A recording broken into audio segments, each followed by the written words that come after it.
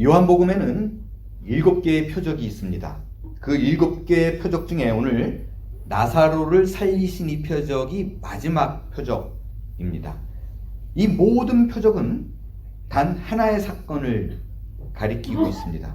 그것은 예수 그리스도를 통한 십자가의 구원이에요. 지금까지 등장했던 6개의 표적 모두가 이러한 사실들을 보여줬지만 오늘 등장하는 이 마지막 표적은 그것이 얼마나 실제적인가를 확인할 수 있는 예수님께서 이 땅에 오신 이유를 가장 잘 드러나게 보여주는 표적이라고 말할 수 있습니다. 먼저 이 사건에 대한 대략적인 개요를 살펴보겠습니다. 이 사건은 베다니 마을에 사는 나사로에게서 벌어진 일입니다. 베다니에 사는 나사로예요. 그런데 우리는 지난 시간에 우리가 배운 사실이 있습니다. 예수님께서 예루살렘의 수전절에 올라가서 말씀을 전하시다가 이들이 돌로 치려고 하니까 그 성을 나와서 다른 곳으로 갔어요. 그 다른 곳이 어디냐면 침례 요한이 침례를 베풀었던 곳이래요. 요단강 건너편이라고 얘기를 합니다. 요단강 건너편 침례 요한이 침례를 베풀었던 곳이 다른 곳의 지명을 정확하게 나와 있는데 뭐라고 되어 있냐면 거기가 베단이라고 되어 있어요. 그러면 이상한 일이 있습니다. 분명히 예수님께서요 나사로가 병들었다는 얘기를 듣고 계시던 곳에서 이틀을 더 머무르고 다른 지역으로 이동해서 기적을 행했어요. 그렇죠. 그러니까 지금 성경적인 추적에 의하면 예수님이 지금 계신 곳이 베다니인데 옮겨서 기적을 행한 곳도 베다니라고 되어 있어요. 뭔가 앞뒤가 하나도 안 맞잖아요. 이 베다니라는 이름은 교회 이름으로도 많이 쓰여요. 그만큼 중요한 지명입니다. 왜 이런 일이 발생하느냐? 왜냐면요, 심플. 성경에 베단이라고 되어 있는 지명이 두 군데예요. 한 곳은 요단강 건너편에 있는 베다니이고요. 다른 하나는 예루살렘 근처에 있는 베다니입니다. 이렇게 두 군데가 있어요. 요단강 건너편에 있는 베다니는 이렇게 동그랗게 쳐져 있는 이 부분은요, 말씀대로 침례 요한이 침례를 줬던 장소이고요. 예루살렘 가까이에 있는 베다니, 유대 땅에 있는 베다니는 예수님이 예루살렘에 올라갈 때마다 쉬어 가시던 곳이에요. 예루살렘에 들어가면서 쉬었다 들어가시고 가까우니까 나왔다가도 쉬었다 가시고. 어디서 쉬셨느냐? 그게 마리아와 마르다가 살고 있던 집이라고 얘기해요.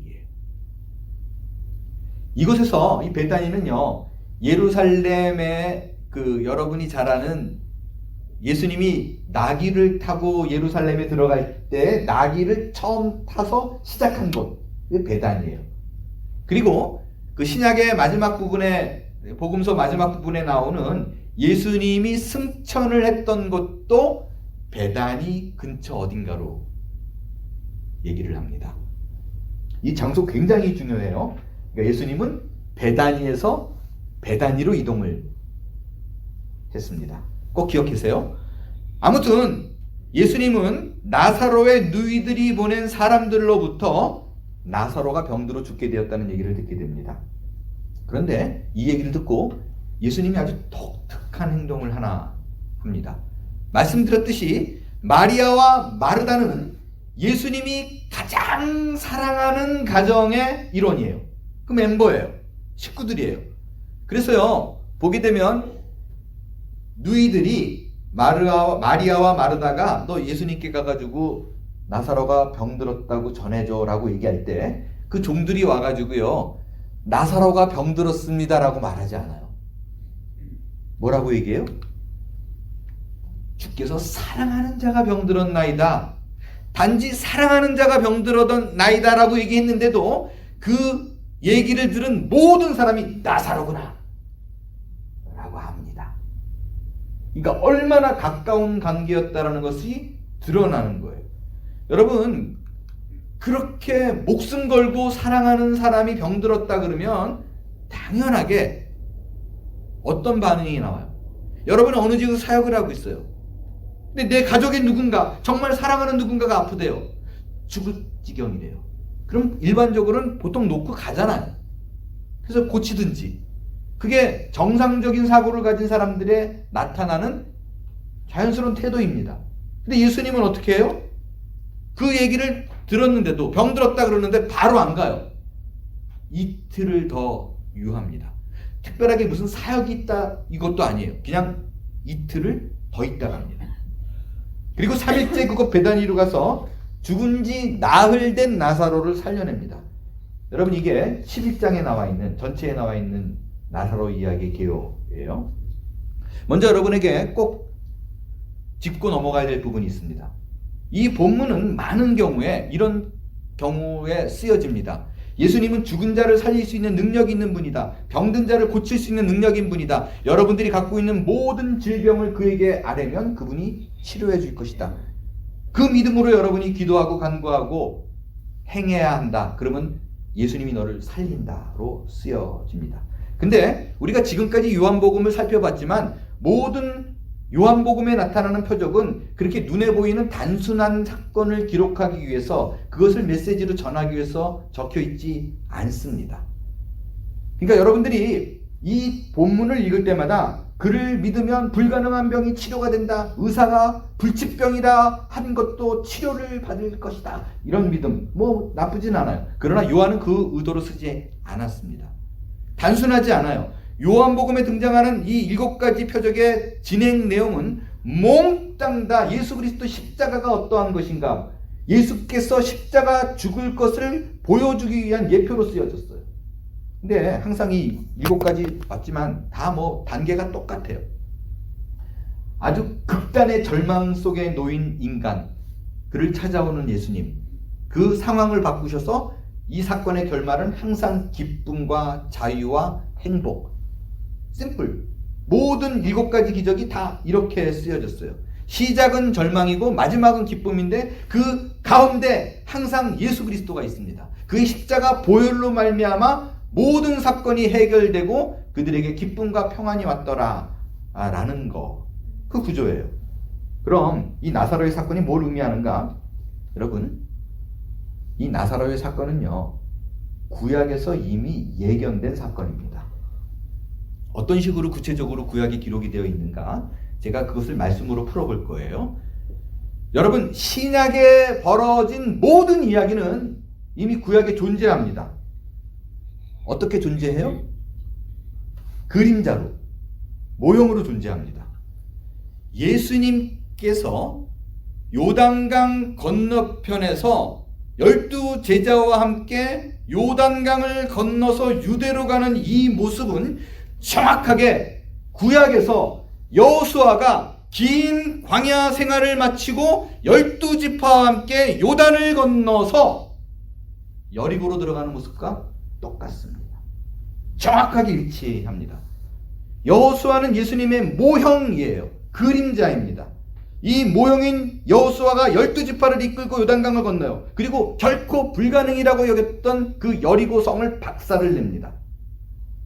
예수님이 지금 12지파를 상징하는 12제자를 이끌고 요단강을 건너가서 인간이 절대 깰 수 없다라고 생각하는 그 사망의 권세를 깨뜨리고 있습니다. 정확히 동일한 그림이에요. 특별히 여호수아가 가나안 땅으로 건너갈 때 요단강을 어떻게 건넜어요? 기억나세요? 먼저 법궤를 든 언약궤를 든 제사장이 앞장서서 요단강에 발을 착 내딛는 순간 물길이 줄어들기 시작하고 가운데 이르는 순간 물기가 말라버려요. 그래서 마른 땅을 백성들이 쭉 건너갑니다. 무슨 사건하고 비슷해요? 강이 말랐대요. 물이 말랐대요. 그래서 건넜대요. 무슨 사건이에요? 홍해바다 사건. 이 여호수아가 건너고 나서요, 우리가 그냥 상식적으로 얘기하는 게 아니라 여호수아가 백성들한테 그렇게 얘기해요. 이거는 홍해바다 사건과 동일한 사건이다, 똑같다 라고 얘기를 합니다. 그래서 이 나사로를 살리신 사건은요, 모세가 이집트를 탈출할 때 장자가 다 죽게 생겼을 때 어린 양의 피의 죽음으로 그 피를 문림방과 문설주에 발라서 건져낸 유월절 패서버, 이 사건을 보여주는, 이 사건과 이어져요. 그래서요, 이거를 같은 그림이다라는 걸 요한이 명확하게 알려주기 위해서 예수님이 나사로를 살리신 그 사건 후에 바로 이어지는 게 유월절 사건이 나옵니다. 명확하게 나사로를 살리고 요한은 그 뒤에 유월절 이야기를 붙여 넣습니다. 그러니까 사망을 이긴 예수의 이야기가 단순하게 해뿐된 일이 아니라 이미 예견된 구약으로부터 이어진 사건이 오늘 재현되고 있다는 걸 말하고 있는 거예요. 여호수아도 마찬가지예요. 요단강을 건너자마자 유월절을 지킵니다. 어떻게 동일하게 하필 그때 그런 일이 일어나겠어요? 이거는 모든 사건이 같은 이야기라는 거예요. 유월절은 어린 양이 죽어서 그 어린 양의 피로 말미암아 죽어 마땅한 자의 생명을 살려내는 것을 기념하는 것입니다. 요한은 이 이야기를요, 나사로의 죽음과 대입해서 죽어 마땅한 우리의 인생이 예수 그리스도의 십자가로 피로 말미암아 살아나게 될 것을 보여주고 있어요. 자, 지금 11장까지 표적의 7가지가 등장을 해요. 표적은 사인이에요. 앞으로 벌어질 일을 보여주고 있는 거예요. 12장부터는 어떻게 일어나느냐?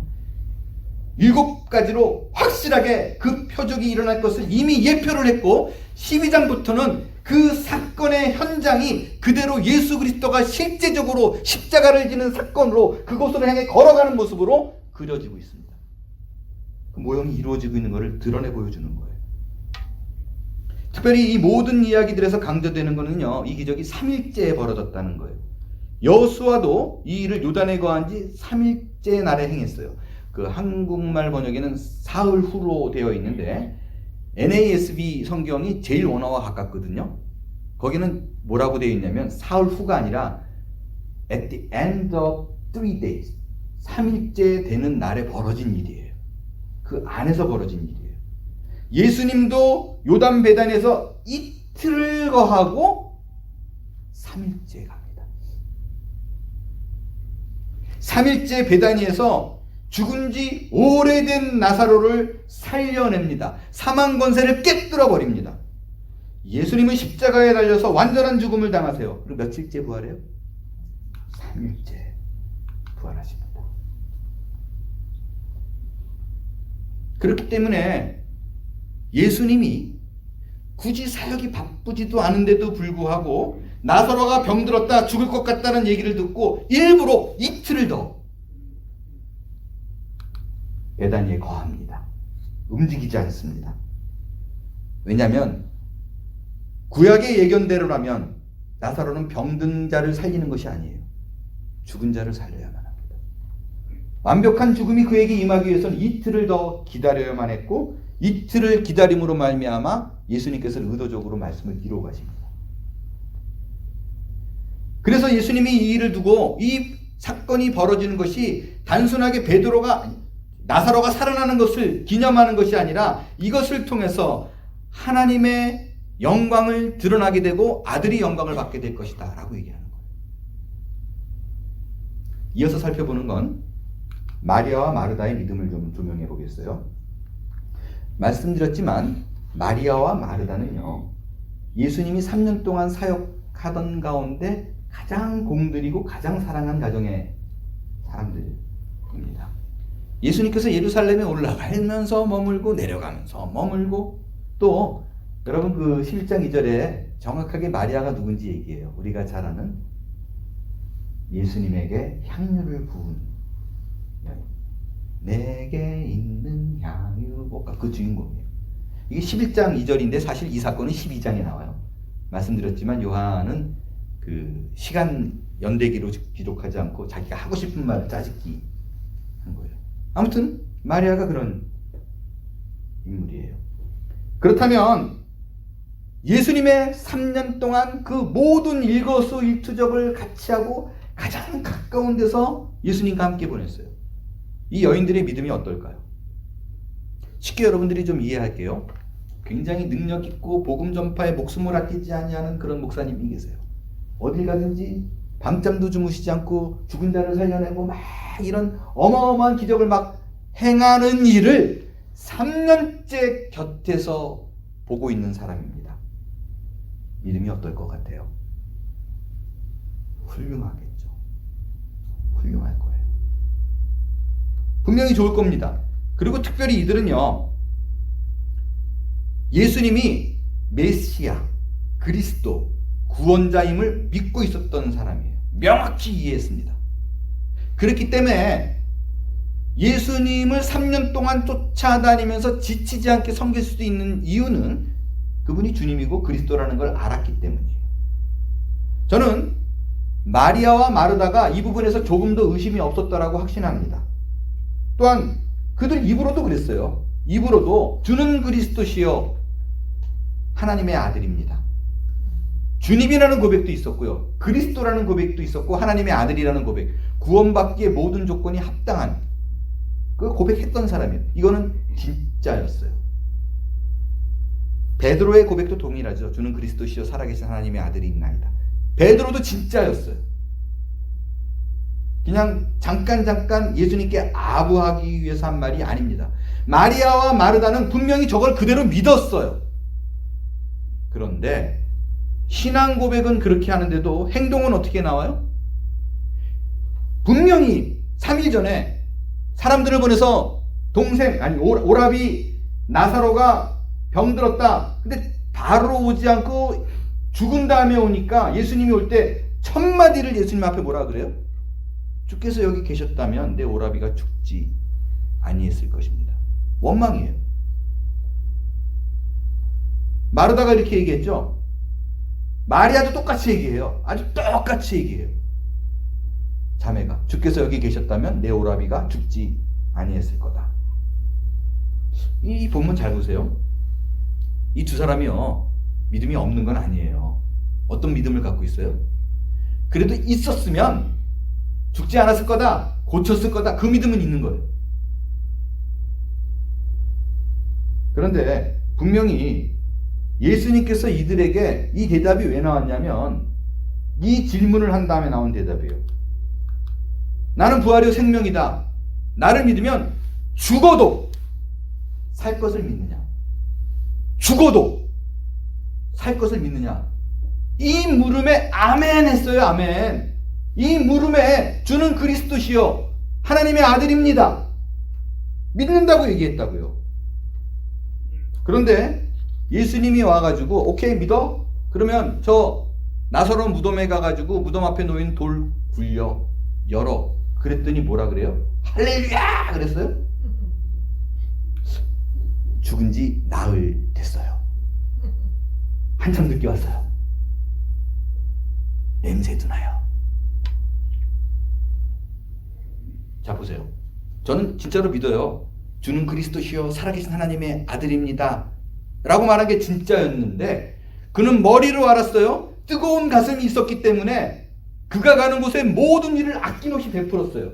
근데 정작 내 앞에 어떤 현실이 놓였을 때에는 이성과 감정은 분명한데 나는 확실히 믿는다라고 생각하는데 행동은 그게 안 나와요. 안 맞아요. 우리 신자가 보일 수 있는 가장 좋은 예시 중에 하나라고 저는 생각해요. 이게 뭐 지금식으로 말하면요. 성경 암송대회 나가면 1등 먹어요. 퀴티 빠지지 않고 해요. 1년에 성경 1독이 아니라 3독씩 해요. 헌금, 교회 봉사 제일 앞장서요. 교회 사역을 할 적에 진심이에요. 인간들 보고 하는 것이 아니라 예수님 사랑해서 섬겨요. 모든 일을 굳은 일을 욕을 먹어가면서도 내가 주님 바라보면서 하는 사람이라고요. 이것에 조금도 거짓이 없고 위선이 없어요. 그런데 기독교 신앙이 내 안에 뿌리 박힌 기독교 신앙이 생명까지는 안 가요. 기독교의 신앙의 가장 기본과 골격은 생명입니다.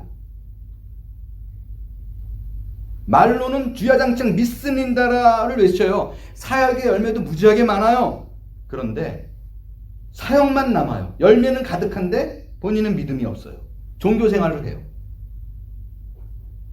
여러분 제 얘기 잘 들어보시고요. 제가 너무 언성을 높인 것 같은데 죄송해요. 갑갑해서 그래요. 제 얘기를 지금 잘 들으시고요. 지금 속으로 혼자 내 신앙이 지금 어디쯤에 있을까 깊이 고민해 보세요. 여러분이 설교를 들으면서요, 아멘, 아멘, 그렇습니다. 주여 그렇게 될 줄로 믿습니다. 진실로 그러하여도 다 외쳐요. 뭐에 대한 아멘이었을까? 뭐에 대한 아멘이었을까요? 여러분이 예수를 믿고요, 솔직히 한번 우리 그냥 혼자 생각해 보자고요. 집에 가서 내가 예수를 믿어서 내 삶에 가장 기대하는 소원이 뭘까를 고민해 보세요. 뭐 때문에 예수 믿었어요? 내가 예수를 믿어서 내 삶에 가장 바라는 게 뭐예요? 거의 대부분이에요. 평안 아니에요? 내 삶에 평안을 얻고 어떤 일을 닥치든지 간에 만족을 얻고, 그게 큰 목적일 거예요. 그런데 여러분 그 평안을 어떤 방법으로 얻기를 원해요? 만약에 그것이 하나님 내게 평강을 주옵소서, 평안을 주옵소서, 그 이유와 근거가 병이 없게 하소서, 병 걸려 낫게 하옵소서, 이 가난에서 벗어나게 할 뿐만 아니라 하늘 복을 쏟아부어서 재물의 복을 쏟아부어 주옵소서, 모든 사람에게 존경받는 인생이 되게 하옵소서, 이걸 근거로 평안을 꿈꾸고 있다면요, 여러분 그것은 가난한 신앙입니다. 기독교는 그런 것으로 평안을 얻지 않습니다. 성경을 잘 들여다보세요. 보고 싶은 것만 본다고. 성경에는요, 창세기부터 마지막 끝까지 주야장창 강조하는 게 뭐예요? 신자의 삶에 있어서 이런 세상 것들을 너에게 항상 보장한다라고 말한 적이 없습니다. 오히려 잘 보세요. 하나님의 백성일수록, 신자일수록 훨씬 더 어려움이 있을 것을 얘기합니다. 왜냐하면 나와 하나님과의 싸움이 시작되기 때문에 그래요. 예를 한번 들어볼게요. 성경에 쌍둥이 형제가 있죠. 누구예요? 야곱과 에서예요. 분명히 하나님께서는 야곱은 사랑하고 에서는 미워한다고 얘기해요. 야곱은 신자이고 에서는 불신자입니다. 그렇다면 그냥 우리가 생각해 보자고요. 예수를 믿어서 신자가 되면 어때야 돼요? 불신자보다는 나아야 돼요. 그래야 하나님이 계신 것이 우리에게 증거되지 않나요? 그런데 정작 성경은 뭐라 그래요? 에서보다 야곱이 훨씬 더 고달프게 삽니다. 재물이요? 명예요? 여러분 20년 만에 야곱하고 에서하고 만나잖아요. 분이엘에서. 그때 에서가 등장할 적에는 따르는 수하의 장정 400명을 거느리고 옵니다. 그게 무서워서 야곱은 신자인데 불신자의 삶을 보고 벌벌벌 떨어요. 아부를 하죠. 성축 550마리를 갖다 줘요. 그랬더니 에서가 그거 받고 화해해요? 아니야, 필요 없어. 성축, 가축 550마리도 우습게 여길 정도로 이미 부자예요. 여러분 이 사실을 놓치면 안 됩니다. 우리가 예수를 믿는 것은 굉장한 특권이에요. 그러나 그와 동시에 우리의 삶에 상당한 고통을 동반하는 것이 기독교 신앙입니다. 이걸 놓치면 안 돼요.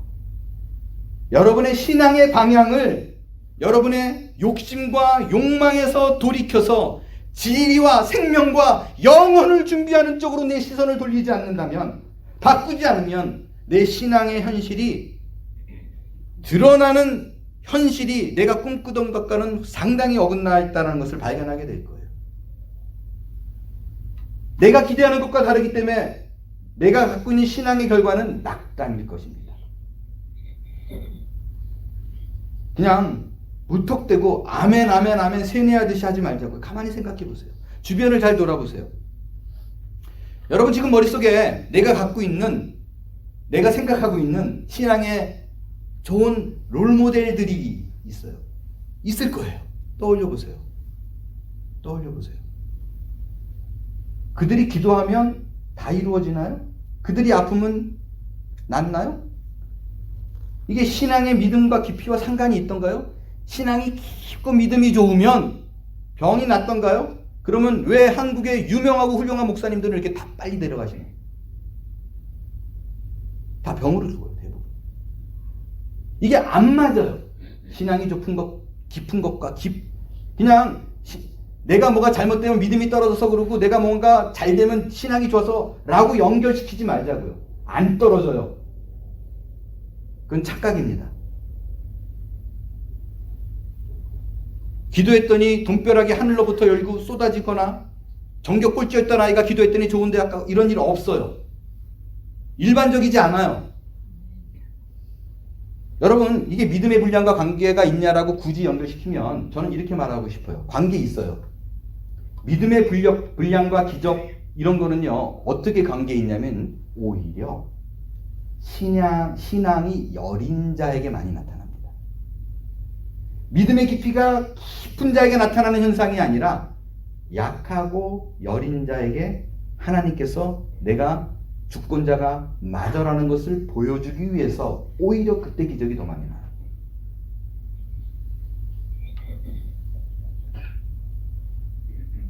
신앙이 깊어질수록 하나님은 그 세상적인 것을 통해서 행복과 평안을 주어진다는 것이 아니라는 것을 우리 삶 속에서 끊임없이 보여주시고 확증시켜 주십니다. 오히려 신자의 삶은 그 세상의 것을 의지하지 않는 쪽으로 계속해서 인도함 받아요. 여러분, 우리가 가진 신앙의 힘은 그렇게 얄팍하지 않아요.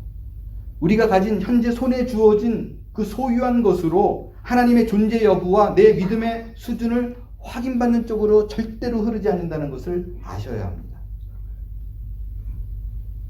만일 이런 간증들이 있어요. 나는 정말 내가 예수 믿고 나서 하나님께 받은 복이 세상적인 것들이 너무나 충만해요. 좋아요.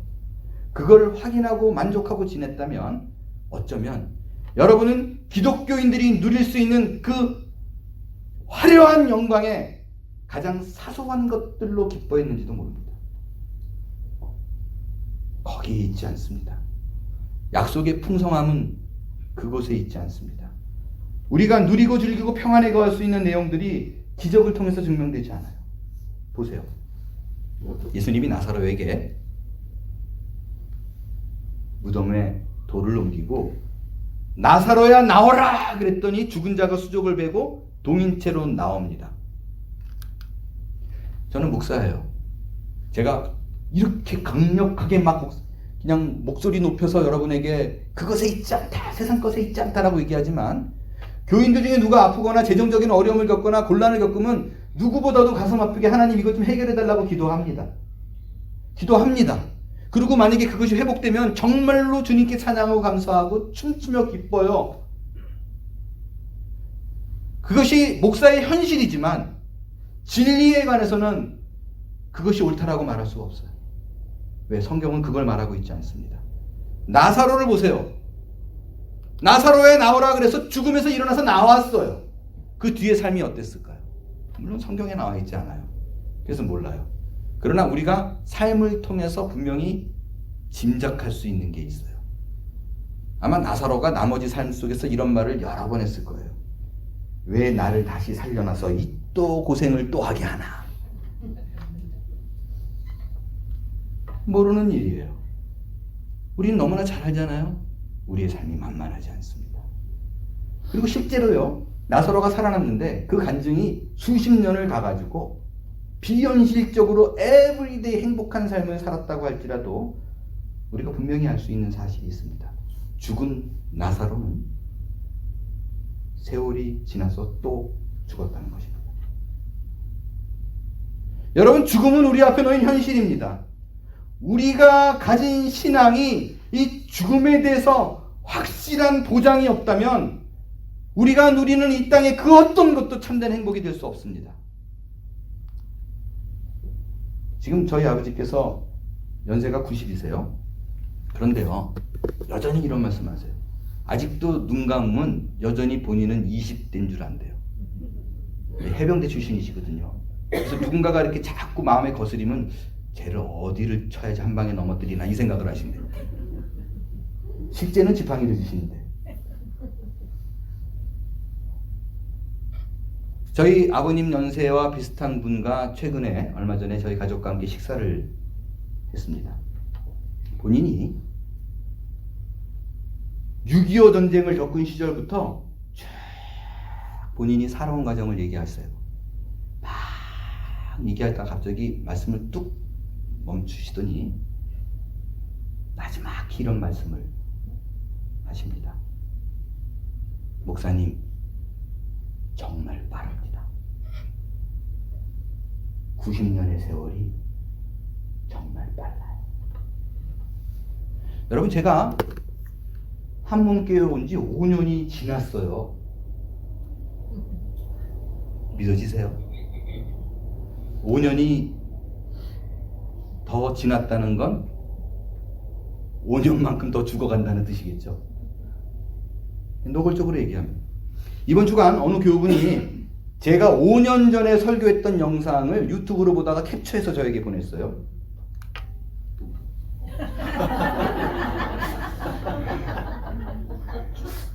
그리고 저에게 이렇게 말씀하셨어요. 미국 사람이 보면 고등학생이라고 하겠어요. 만으로 50살 때 얘기예요.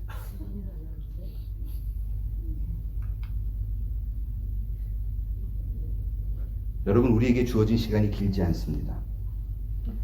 여러분이 받은 복이라고 생각하는 거 찰나요. 찰나요. 여러분 좋은 데 여행 갔다 오고 기쁘잖아요. 돌이켜 기억해보면 일주일을 놀다 왔는데 생각나는 게 별로 없어요. 느낌만 있어요. 여러분 생각해보세요. 설마 하나님께서 우리에게 복을 주신다고 그랬는데 그 인생 속에서 기억도 제대로 나지 않는 찰나의 순간을 위해서 너에게 영원한 복이라고 얘기하겠어요? 그걸 손에 쥐어주면서 이게 너를 사랑하는 가장 강력한 증거다, 이게 너에게 주는 최고의 복이라고 말하겠냐고요? 그렇지 않습니다. 하나님께서 우리에게 허락하신 복은 하나님이 나와 함께 하시는 복입니다.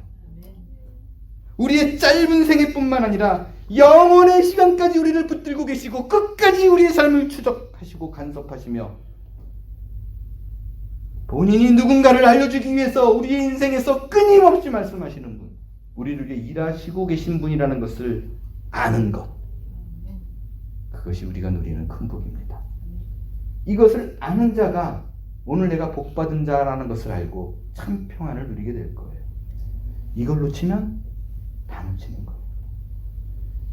여러분의 간증이 내가 예수를 믿어서 얼마나 즐거운지 알아라고 말하는 그 간증의 내용이 여전히 10년 전 것을 들먹이고 있다면 이건 가난한 신앙입니다. 오늘 여러분이 마땅히 누릴 수 있는 감사와 감격과 기적이 없다라고 느끼는 것은 하나님이 일을 안 했기 때문이 아니라 하나님이 우리를 향한 사랑이 부족했기 때문도 아니에요. 여러분의 시선이 영혼을 보지 못하고 이 땅에 머물기 때문입니다. 그 하나님의 영광이 오늘도 내 안에 나와 함께하고 있다는 것을 보지 못하기 때문에 여러분의 전생일을 통해서 시시각각 오늘도 변함없이 나타나시는 그 하나님의 일하심을 못 보는 거예요. 오늘로 요한복음에 나타난 7가지의 기적은 끝이 납니다. 요한이 이 7가지의 기적을 통해서 우리에게 끊임없이 보여주고 싶은 것은 그가 누구이기에 이것입니다.